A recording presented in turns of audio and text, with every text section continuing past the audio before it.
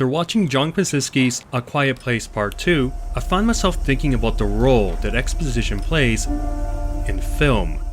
And just so that we're all on the same page, exposition is defined as a device used in novels, plays, movies, etc.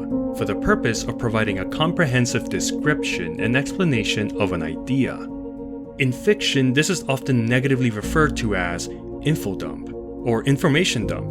However, as you'll note here, in movies, exposition can be presented in various forms including but not limited to narrative, dialogue, and visual. But it's visual that got me started on this tangent.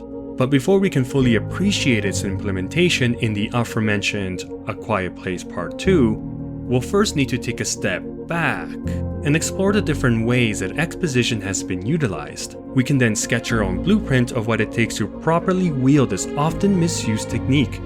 So without further delay, let's see what we can come up with. Andy Dufresne, who crawled through a river of shit and came out clean on the other side. Andy Dufresne, headed for the Pacific. One of the more common ways to utilize exposition is via the narrative, and this can be further broken down into specific modes, but to keep this analysis bite-sized, our focal point will be limited to narrative text and narrative dialogue. So text. This is often used in science fiction, fantasy, or historical dramas. It's an effective way to get the audience caught up in what would otherwise be an alien world too complex to comprehend. And in period pieces, it allows the filmmakers to condense the sequence of events that lead up to this moment in time, thus allowing the script to focus its runtime to tell its story. In its simplest form, it's nothing more than utilitarian, but when woven together with visual and auditory stimuli, you get something like this.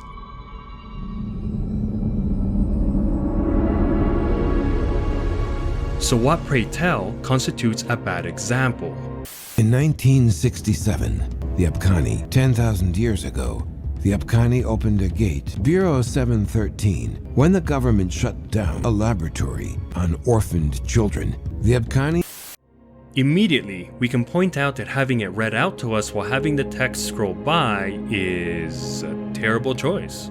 The real core issue, however, and one you should note for later, is that the text and our narrator are providing far too much information. If the viewer needs a pen and paper in order to keep up, then something's gone wrong. The text needs to provide us just enough information in as few words as possible.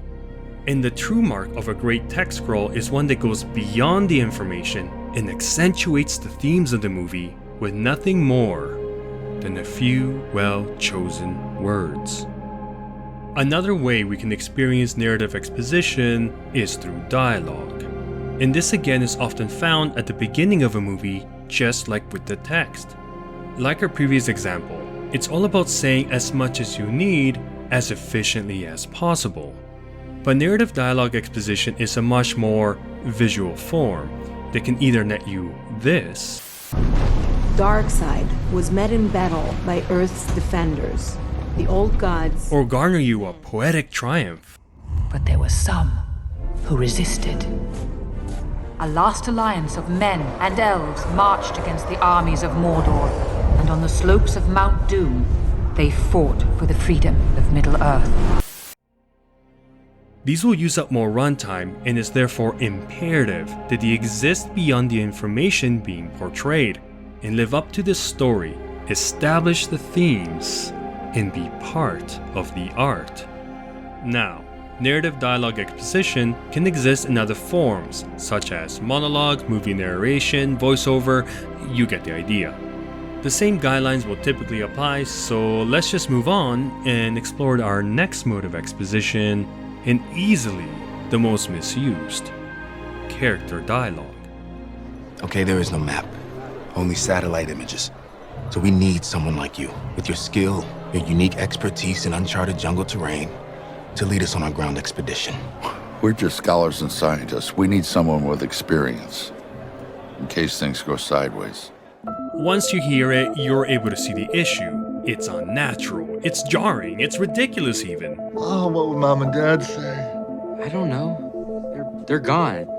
They died when I was 3, remember? Okay, So, how do we circumvent this issue?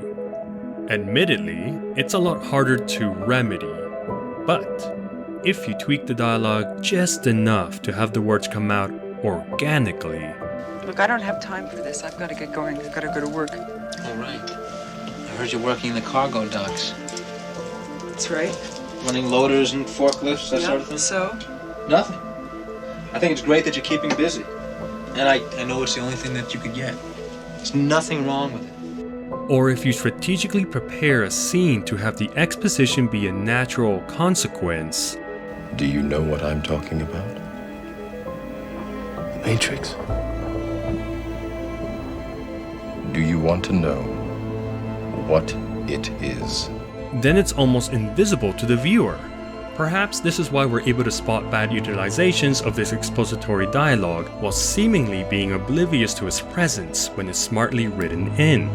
This also lends itself to a technique called incluing, or indirect exposition, which as the name implies is providing you with information in a roundabout way.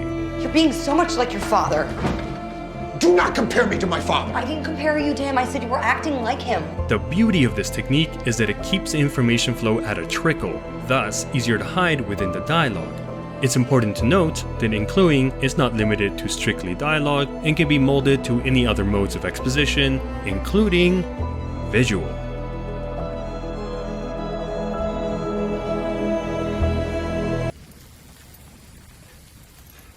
While not strictly visual, this form of exposition urges the viewer to actively analyze the scene. It relies on an individual's interpretations and ability to read between the lines. This can be as simple as showing you the rules of engagement, or as complex as you may find in your well-written crime dramas. But let's go full circle here and round our analysis out by coming back to A Quiet Place Part 2. I'll keep the spoilers at an absolute minimum, only briefly talking about the plot as it was introduced at the beginning of Part 1. Let's proceed. The movie is about a family trying to survive a monster apocalypse. Sounds simple enough, but the hook of this tale is in the details. Our monster hunts strictly using its auditory senses, meaning our characters spend the majority of the time in silence. Therefore, the very nature of the story heavily depends on the use of visual exposition to not only relay its concepts, but at times move along the plot. It lives by the classic show-don't-tell literary technique, and it was a joy to watch how John Krasinski's script was able to not only stay afloat with such a heavy limitation, but also thrive in the absence of pure freedom. Never once did I find myself scratching my head and wondering if I had missed something. But does this make visual exposition greater than the rest? Well, no. But is it easier to furrow your brow and speak your disdain at the mere mention of an infodump? Yeah, and it's for reasons I mentioned earlier. It's ironically more visible than visual exposition, meaning if anything's short of brilliant, the audience will quickly pick up on its faults. And I'm guilty of it too. I'll sometimes find myself boiling down the movie to those granular mistakes. I'll say, well, I would have chosen this instead of that, and oh heck, I'm releasing a video on this very topic right now. Like anything, if misused, a tool will do more harm than good, and exposition just happens to be akin to striking a nail with a sledgehammer. It takes great care and intense fortitude. I guess that's why I'm here critiquing someone else's work instead of making my own.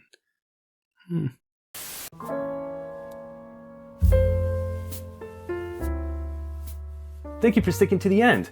And if you enjoyed this video, then maybe shoot us a like and subscribe. Every little bit helps and we appreciate your support. So what did we learn today? Exposition is a tricky business, but will it ever be done perfectly? I'm doubtful.